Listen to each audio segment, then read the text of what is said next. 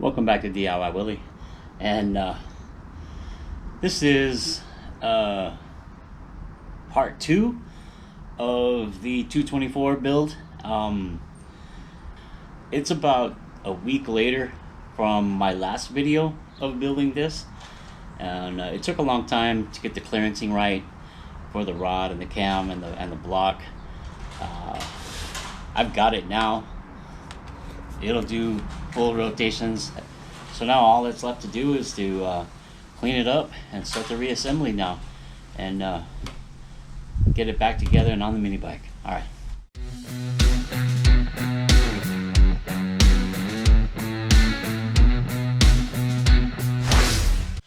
Alright, so before I go and clean everything up and get ready for final assembly, let's look at all the areas that were clearanced. On the block, right there, for the bottom of the rod. On the top of the block, up here, for the top of the rod. Back against the back wall here, for the oil dipper, or slinger. And on the rod, I had to clearance the lobe areas right here where the lobe passes by the rod. I had to make them a little bit wider on each side so that these lobes with the longer durations would clear the piston. On the cam, like I said, I took out a little more than I was probably wanting to take out, but you can see that. But yeah, it's good. So now I'm going to clean everything up and get all the shavings out, re-lubricate things, and get it ready for final assembly. Here I am getting ahead of myself again. I've got the block cleaned up, obviously. I've got the piston and rod reinstalled with the crank, obviously, and torqued to the 170 inch-pounds with using the 30 weight oil. I've got the camshaft is installed, obviously, and I'm working on the billet side cover. I had to install the gasket. I put one shim. It says recommend putting the thick shim in there, and then torquing the side cover down to 185 foot-pounds, or excuse me, 185 inch-pounds, and then checking the in-play.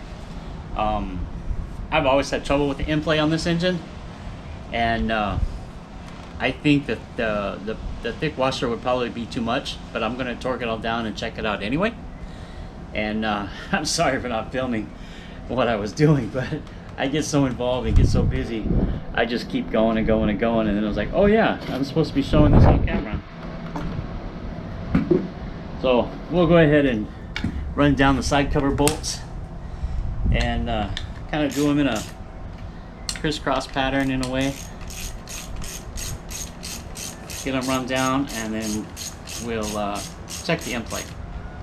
I really like that. This is the first time I've ever used a billet side cover. Really looks good. Really looks good. It's gonna be hard to keep it all shiny and polished though. I wonder if we can get any turns on the crank, or if it's too tight. No, it's perfect.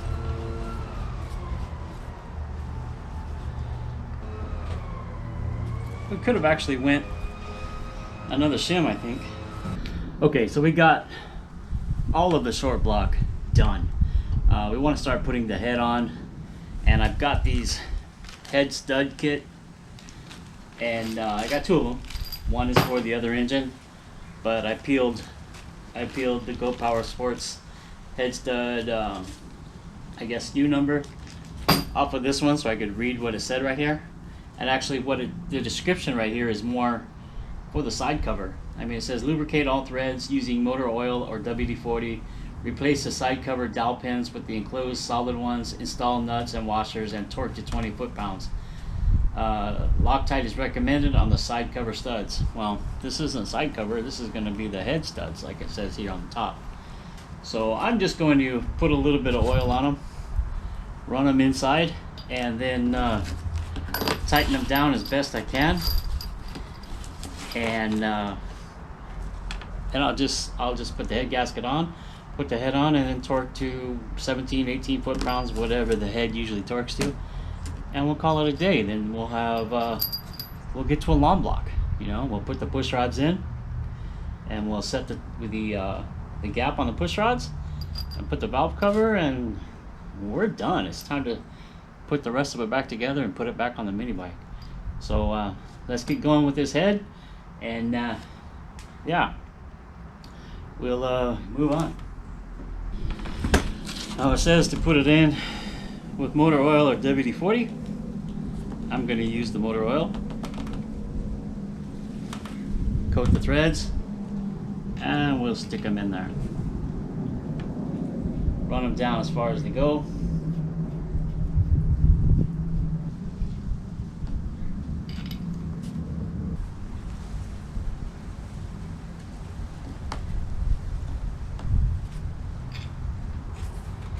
Looks nice, doesn't it? I like when you have these heads out. It really makes it look like a race engine, like I'm building a quarter-mile car or something. Now let's see.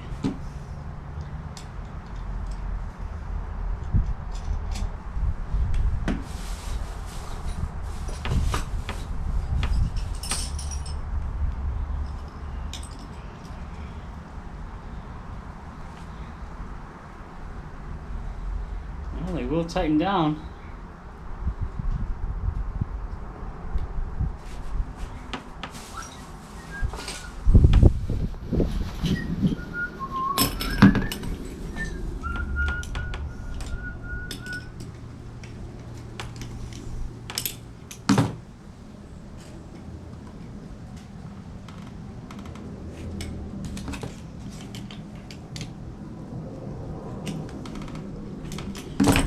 It did tighten down quite a bit. I'll do all of them like that. Okay, so we got all 4 studs in there. Kind of got them tightened down. I didn't torque them.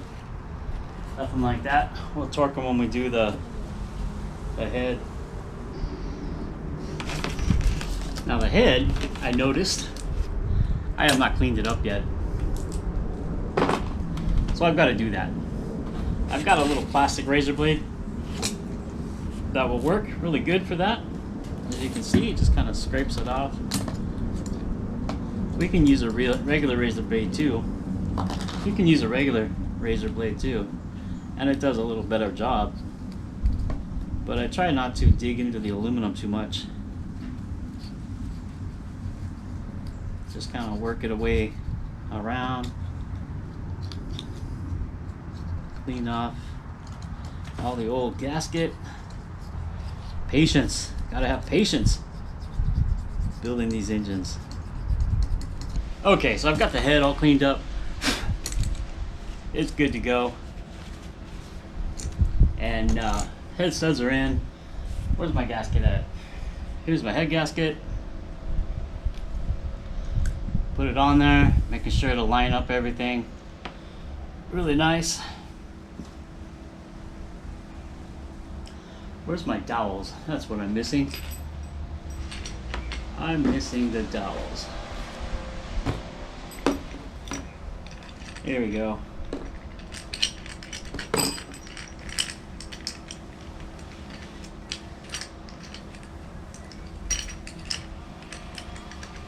There we go.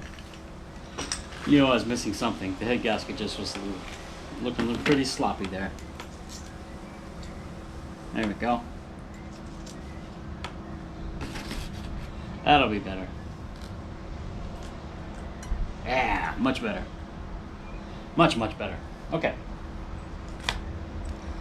Now we put the head on.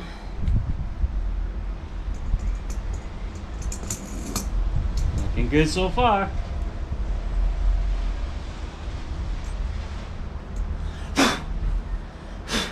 Looking good. Go ahead and put our nuts on.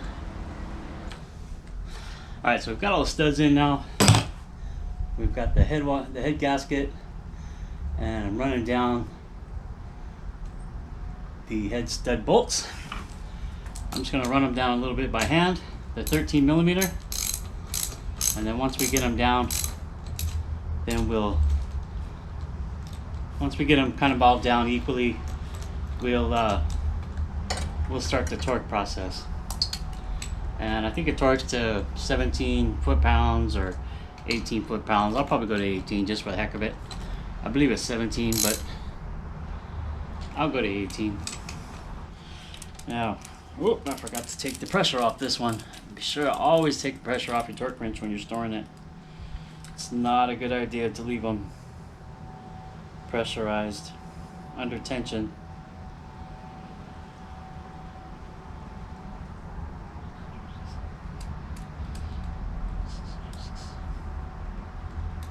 That's about right there.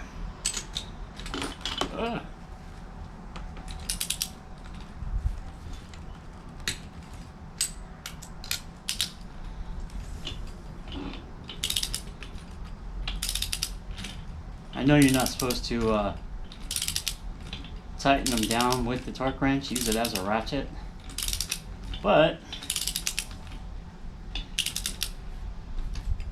this doesn't get torqued that much, and I want to make sure that I'm not getting one or the other.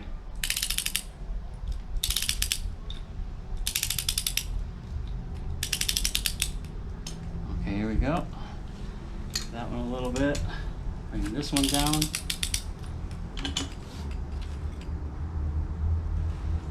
Okay, back to this one. I'll give it.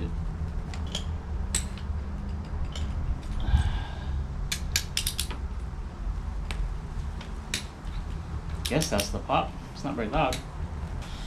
Now I should have bolted it down to the table. Would have made torquing it a lot easier. But looks good. It's about 18 foot-pounds.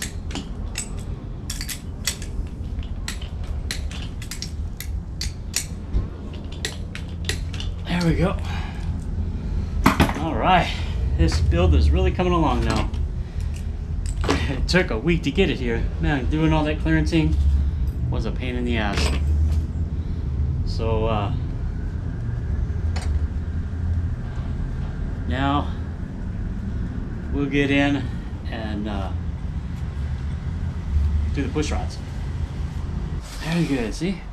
There they are. Now we just got to put the clips back on and we'll be golden. See how easy these clips go back in.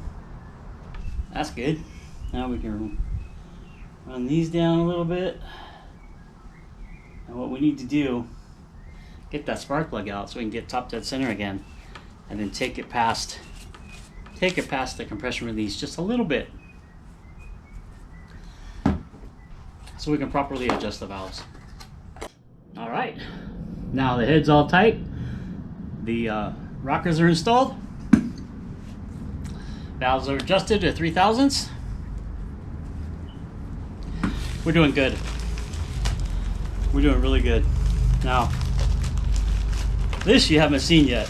This just came in the mail the other day, and I'm not sure if it will work exactly. I mean, it'll work, but I may have to get longer bolts. I don't know. We're gonna try it right now. So what it is a spacer. Now, I don't need a spacer because of the rockers. I wanted a spacer because of the vent hole. Now, it kind of sucks that this vent hole is in the middle. It would have been nice if it was more towards the center, but I mean, it'll work. And if I need to, I can drill another one off to the side or something, wherever, or on the side here, wherever. I was trying to avoid drilling holes in my valve cover. So clean this off real good.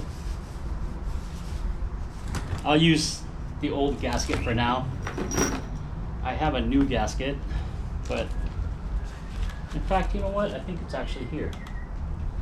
I think it's in this box right here, or this. Yeah, it is.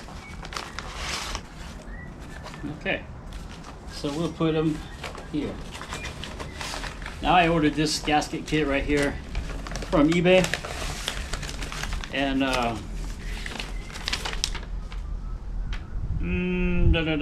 who does it come from? DIY Performance. They sell this kit, and it's really well priced. It comes with 3 head gaskets and 3 valve cover gaskets. I like it. They're the stock replacement gaskets. You're not going to get the high compression gaskets like this. You have to buy those in a different kit. But this kit comes perfectly with what I'm using, because I'm still using the stock head gasket.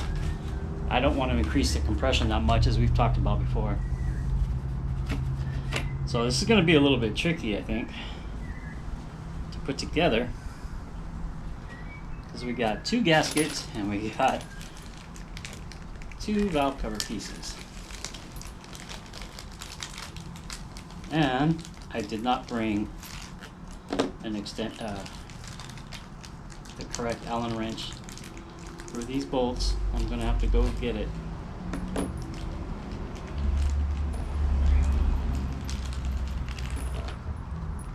But it comes with a plug and it comes with a barb hose fitting.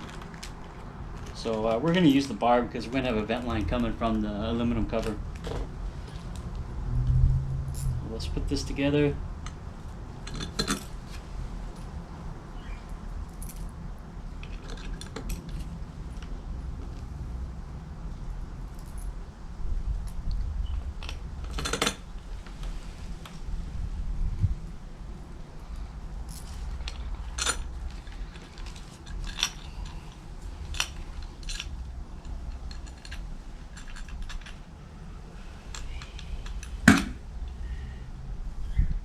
Nice. It is a 3/16 Allen wrench. We'll just run them on in like this. Alright, look at that. It looks really nice. A little bit of a spacer. Now I can put the barb fitting in. And there's different ways you could do it. You could angle it different ways. I'll just go straight in like this right now. See if I have a little bit of oil for these threads. Could use a little bit. You know what? I'll use a simply loop.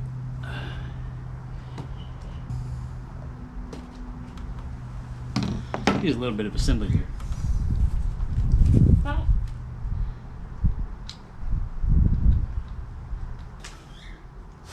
Very nice. Look at that. Very nice. There we go. I think it was just the washer that bound up on the threads. Give it a quick little torque. There we go. Looks beautiful. Now I gotta go find the barbs for here.